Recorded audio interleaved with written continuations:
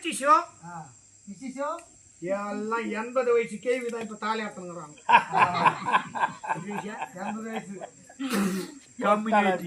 டேய் வயசானவன் அப்படியே இருக்கிறான்டா. தாலி கட்டி 3ஆம் நாளே அறுத்துவிட்டு வந்துடுறாய் நீ. ஆமா ஏன் கவர்மெண்ட் எப்ப சாராயத்தை எத்துச்சோ அது அப்ப நம்ம எல்லாம் குளிக்கலாம்னு ஆரம்பிச்சான். அறியாத பசங்க எல்லாம் அவன் எப்ப குடிக்க ஆரம்பிச்சானோ அப்பெல்லாம் 90cc ஒரு வண்டி வரும். அப்புறமா 110 ஒரு சிசி ஒரு வண்டி வந்துச்சு.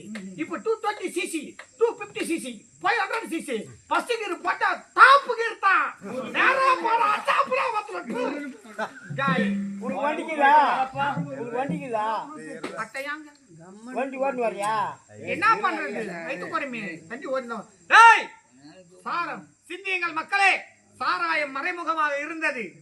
அரசாங்கம் எடுத்து எப்போது நடத்த ஆரம்பிச்சு உலகத்துல எல்லா சாராயம் குடிக்க ஆரம்பிச்சிட்டான். இப்பொழுது என்ன மறைமுகமாகுது? போதைப் பொருள் கஞ்சா மறைமுகமாக இருக்கிறது. 25 ஆண்டு காலம் பிறகு எந்த புண்ணியமா வந்த அத்தனை கவர்மெண்ட்டுக்கு குத்துருவானோ தெரியல.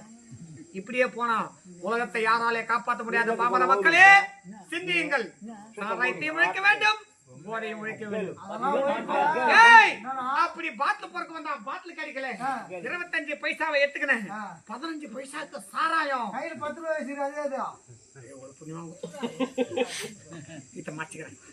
15 பைசாக்கு சாராயத்தை குடிச்சிட்டு 10 பைசாக்கு ஊறுகாயை நக்கிட்டு திரும்பி பார்த்தா கேஜிகள்ல பெரிய பணக்காரன் சேர்த்து கொடுக்குறான். மாலை மாலையா போய் நிக்குது. மாலைங்க எத்தனை ரூபாய் சுடுகாட்டுல அந்த குட்டில போட்டாங்க. உட்காந்து மொத்த பேர் ஏந்து போட்டாங்க. ஒரு மாலை போட்டு போன மாதிரி கடைசியா அந்த மாலையை எடுத்துக்கணும் திருப்பிலிக்கு நோண்டிக்கலாம்.